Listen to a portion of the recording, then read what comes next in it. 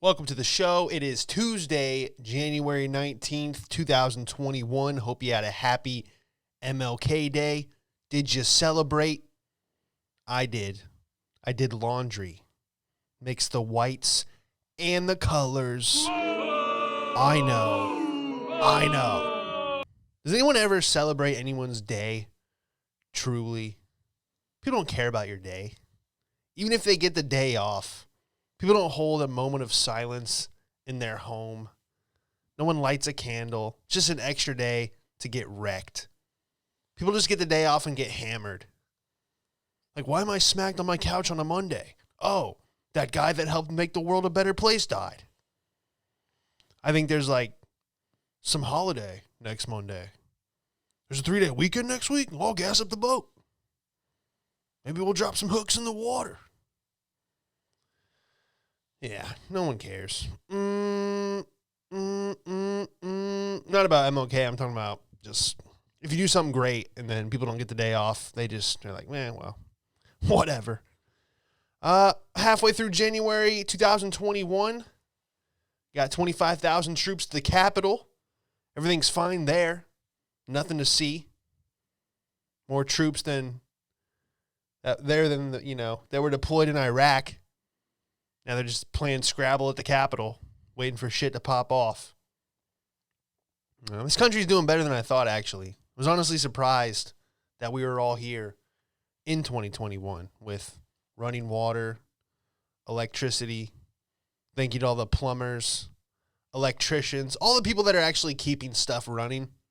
You know, the way politics operates, in this country, it's really a miracle that the rest of the puzzle pieces of society somehow hold together. It might be with super glue, but damn it, people will wake up at 4 a.m. to keep the oil drills drilling and the coffee pouring. I just love that Dunkin' Donuts slogan, America runs on Dunkin'. It's like, yeah, and prescription pills, corruption, shady deals, the military-industrial complex, But yeah, sure, your coffee's keeping the planet going. I'm surprised no one's hit their country's big red button by now. Just some dictator in another country who's like, you know what? There's not really any good movies. Things have been boring. Let me just start a live James Bond movie right now. Click, click, click, beep. The media was saying that it's possible Trump will fire a nuclear missile on his last day of office. That'd probably be the best way to quit your job, I thought I quit Walmart like a G, but launching a missile is probably the ultimate last shift. It's my last day. What am I going to do, Randy? I'm just going to 10, 9, 8. Whoa. It's got to be a wild room. The launch control room. I want to smoke a joint in the launch control room. Sorry for telling me I hit that button right there. That's it. That's fucking crazy. That's some crazy shit. Whoa, let me touch it. I'm not going to push it.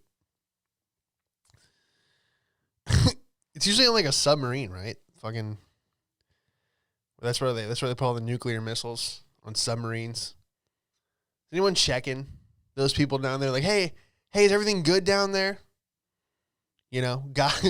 Guys with the nuclear missile, they're just hotboxing the submarine. That'd be awesome. No one can tell you shit at that point. If you were that close, if you had access to the nukes, what's someone going to say? You're going to have an issue with customer service. On the phone, you get an overdraft fee. You're like, hey, I don't need this. All right, I could have hit the button. Could have been over by now. Smoking a joint somewhere. I mean, that'd probably be the ultimate next to the missiles. Because that's always been like planting your flag on the moon to me. I've smoked joints in like some sweet ass New York City apartments, LA, on top of the Laugh Factory. Coming from a small town in Florida and then not only performing at a big comedy club, but then burning one on top of it. It's kind of like, yeah, I survived this city, that type of thing. I don't even know what I'm talking about, but Yeah, burning one on a submarine next to the nuke. That's got to be like top 5.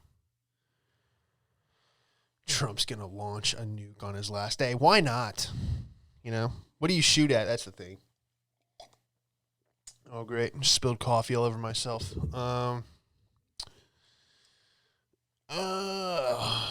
Anyway, how are you doing? You doing good? Thanks for being here. I'm just trying to think. Quit Walmart. It's probably the only time I ever quit a job mid-shift. It's got to be the most freeing feeling too, you know? Walmart was the only gig that I did that. I just frisbeed my badge over an aisle. That felt nice. Right in front of the manager. The look on his face was hilarious because you could tell that he's been wanting to do that for years and he just never had the balls. And so he was kind of like upset, but also living vicariously through me. He's like, oh man, you know, I know you just quit, but what was that like? Did it feel good? You know, he was like happy and mad at the same time. I worked at in the electronics section, and I was already at the end of the week the day I left because they kept putting me in the freezer department, stocking meat. They would just move you around. They'd be like, hey, we need you to unload trucks. Oh, yeah, now get in the freezer. I'm like, my employee handbook says electronics department, okay? My shirt says electronics. Like, well, here at Walmart, we move around, fill in the gaps. We fill in the gaps if someone calls out sick. I'm like, well, I don't have a jacket, and it's 23 degrees in the freezer. Isn't that some kind of violation? He's like, well, I have an extra beanie in the car if you... I'm like, what? I'm not wearing your extra beanie, guy. And what is that going to save my ears? What about my extremities? We fill in the gaps here between our teeth with meth pipes. So I was signing these hillbillies up. I'm trying to think. Yeah, I was signing these two. And that's who buys phones, by the way. Rednecks and drug dealers at the Walmart. They're like, yeah, we want the flip phones, the ones without the camera, so the government can't see us. I'm like, all right. That's who's buying phones. One group of people selling moonshine, and the other selling crack. But they're some of the best people that you've ever talked to, though. You know, they're way too excited when you hand them their burner phone. That's what gives it away. You know, you hand them their phone, they're like, oh, man, thanks for hooking it up. This is amazing. And I'm like, yeah, all right. Well, we know this is going to be used to conduct tax-free business. That's what's going to happen here. Because they all have money. You know, they pull out hundreds, rubber bands. Like, can I pay the whole plan up front? I'm like, absolutely. You'll be closing deals with this bad boy. Hope you make a lot of sales with your new burner. Here, let me show you how to remove the SIM card for when the feds are closing in. Yep, right here behind the battery. Oh, yep, I've seen you've used one of these before. Yeah, nice meeting you too. Yeah, if you need any help with your operation, I'll be here behind the counter. Let me know if you need someone to sweep up the excess residue on the floors. It's got to pay better than $8 an hour. So yeah, I was working at the phone section, you know, signing people up, and they put the little computer like way too low on the counter, so you got to bend over to like type everyone's information. And you know, after like an hour of that, your back is done. Because I'm like 6'4", so I was like, you know, forget this. I went and got the stool out of the back, and apparently you're not allowed to provide excellent customer service while sitting down at Walmart. The manager, Scott, was like, hey, don't let me catch you sitting on the stool again. I'm like, I'm helping customers. I'm not just sitting to sit.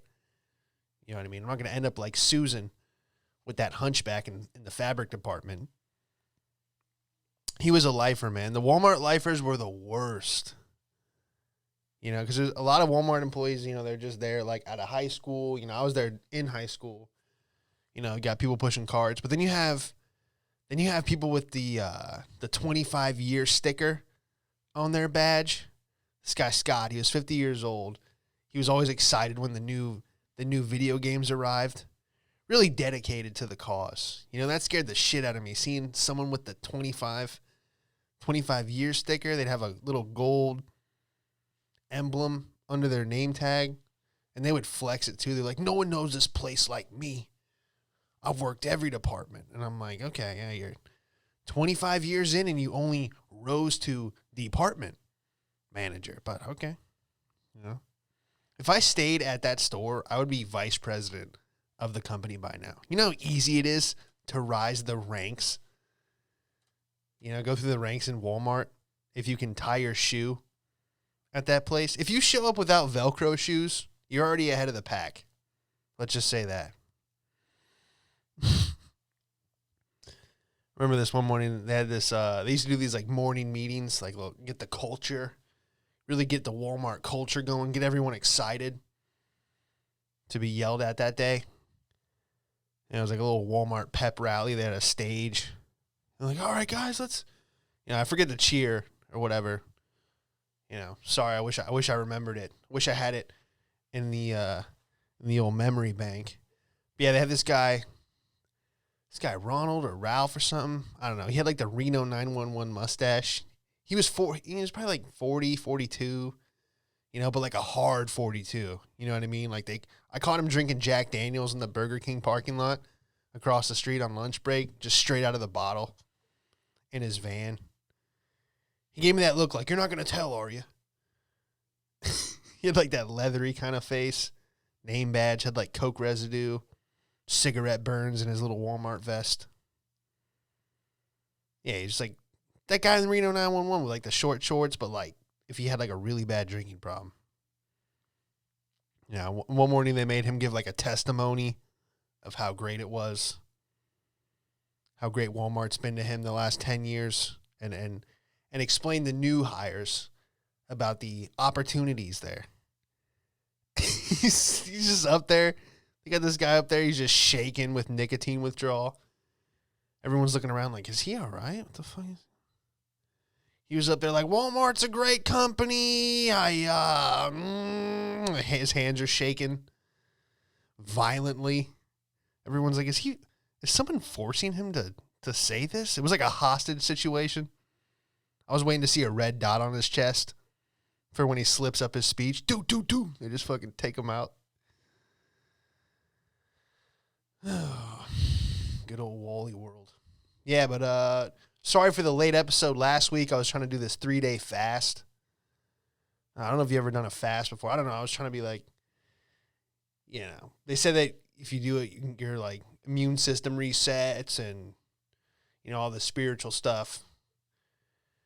Good stuff happens. All I knew is my ears were ringing after like day one. I was doing a show. I'm just up on stage. I don't even know what I'm saying. All I can think about is how much cereal I had at home. And I was like, do you guys hear that ringing? I'm like, is it the mic or the speaker? And the audience is like, no, we don't hear anything. And I'm like, that's how I knew I was fucked. I'm like, I gotta eat something. Anyway, I know it's a lame excuse, but that's why.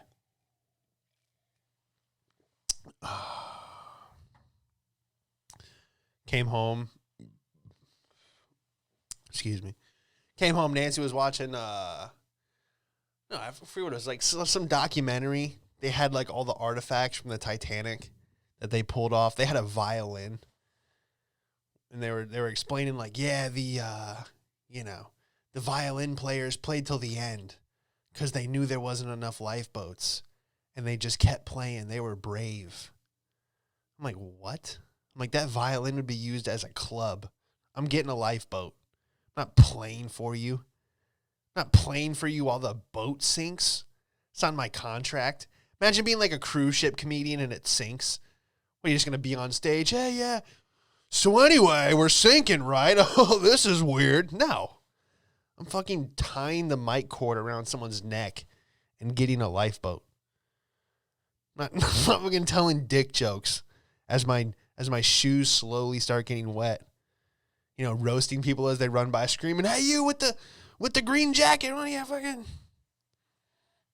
Look at this guy!" No, I'm out of there, dude. I'm rappelling down the side of the boat with the mic stand.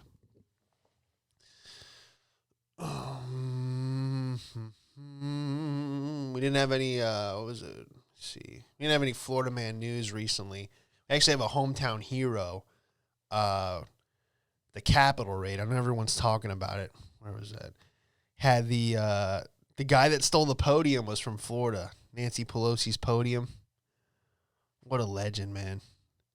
Everyone's like, oh, he's not going to get hired again. Like, first of all, if I was the guy that had the podium, dude, that would be my profile picture for everything. You know, Instagram, LinkedIn. That guy's going to get a job. First of all, he's a stay-at-home dad. It's not like he was looking for a job anyway. You know, he had nothing else to do. He shows up for a job interview. They're like, Jim, get in here. You're going to want to see this.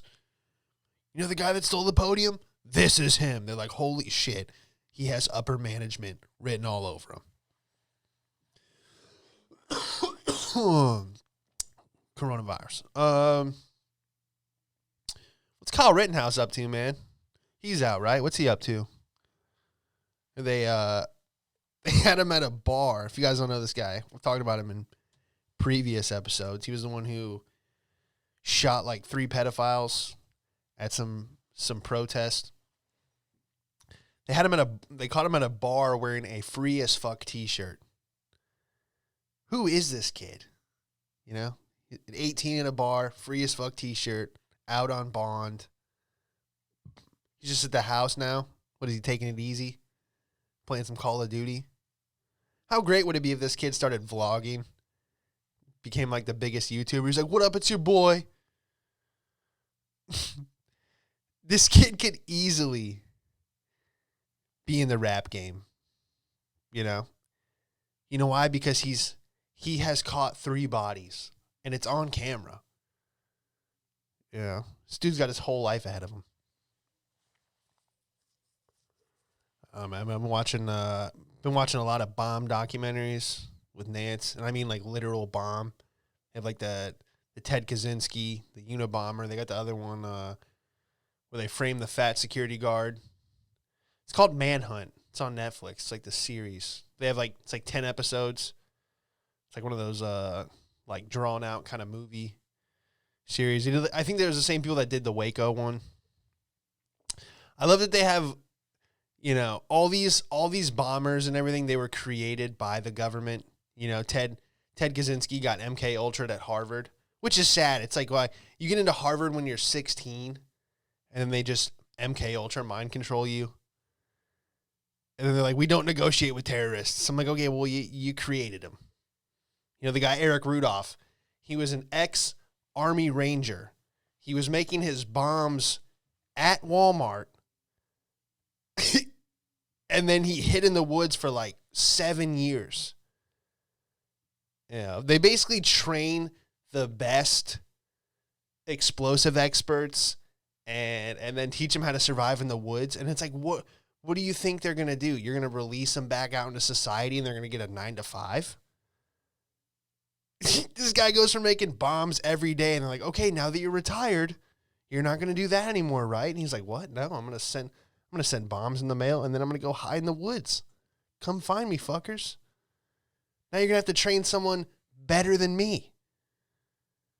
It's a weird competition. We're going to train a murderer and then we're going to have to train someone better than him just to find him. And it's fucked up. These shows, they kind of make you side with the guy a little bit, you know? They read some of his writings. You're like, hey, this guy's making a lot of sense. Yeah, I kind of like this guy, you know, besides the whole bombing thing. Like the Waco show, they made this pedophile preacher.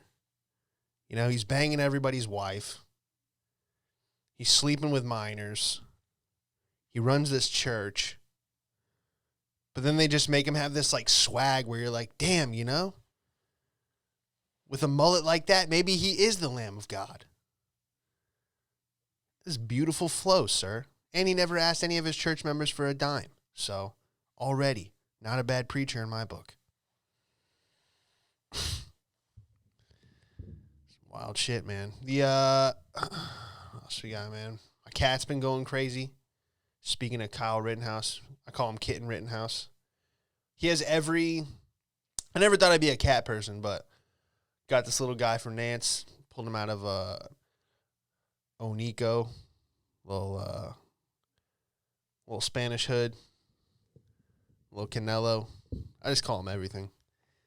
But he's like sleeping on the rice and the beans in the pantry. And I'm like, dude, you have a bed, you have a little tower. He has every toy in the world. This dude wants to just be a bodega cat. And he's just sleeping on rice. I'm like, dude, go to bed. If you don't know what a bodega is, it's like usually in New York, any kind of city. It's like a little shop. And they have cats in there to like fend off the rats. They're always like sleeping on the bread. Yeah, bodega cats. I think they have like a whole page on Instagram. Kind of miss the bodegas, man. Nothing like going into a store and being harassed for being there. You know, it's always like a Korean guy that's angry or like an Arab dude on the phone. He'd be like, excuse me, sir, what can I help you with? You're like, oh, I'm sorry. I'm just trying to spend money in your store. You know, fuck me, right?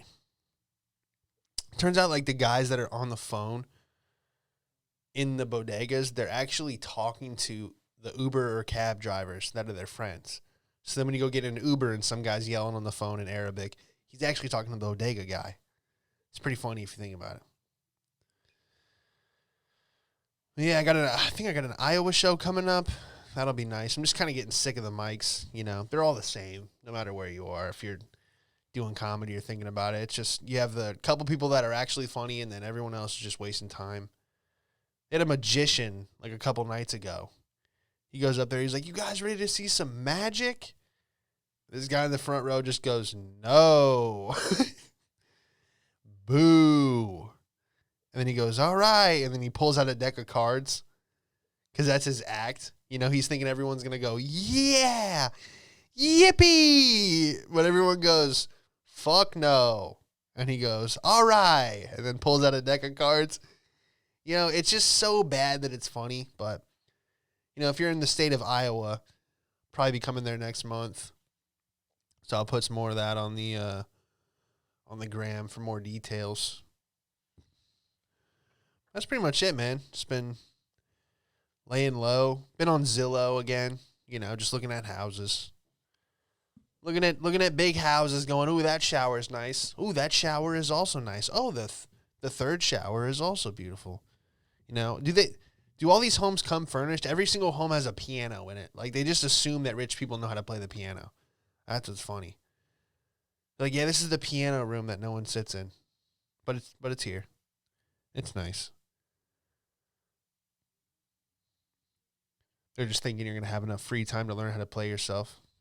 I don't know what I'm talking about. Been going to the sushi spot. It's like they have like the young sushi chefs. Sushi chefs.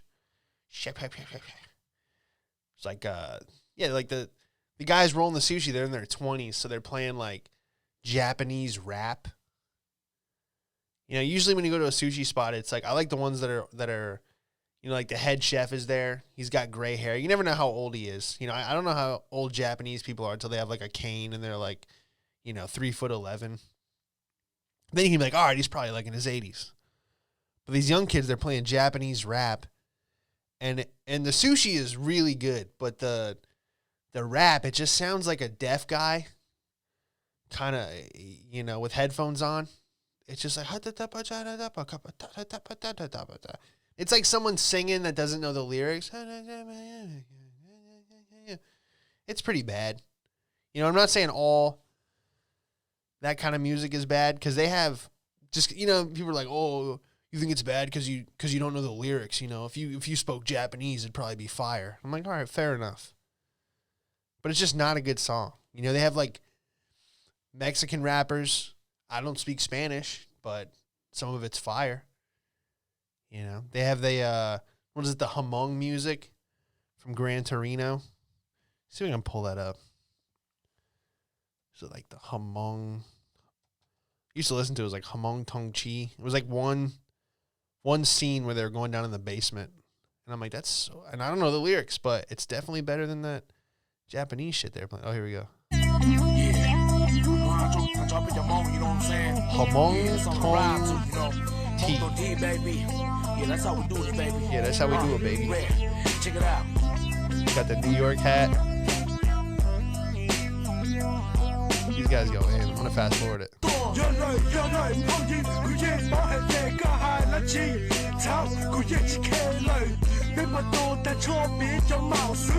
Shit makes me want to buy a Honda Civic.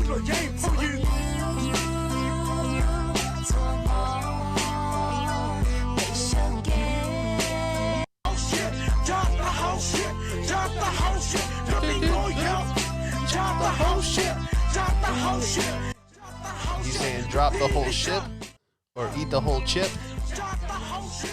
I have no idea, but that goes in. If you want to check it out, it's HMONG Tog TUAG Thai T. It's got like 1 million views. Yeah, I'm gonna bump that in the car later for sure. But yeah, like I'm used to when you got the old chef, he's usually playing like the traditional music. You know, they got the violin, the you know, just like authentic Japanese music. That's what you want. I like an angry sushi chef. You know, he had a house in the hill in Japan. He doesn't really want to be in the U.S., but he sent his son off to college. Goes to like USC. He's in the engineering program. Has a kid with some white chick. And he's like, I'm not moving back, Dad.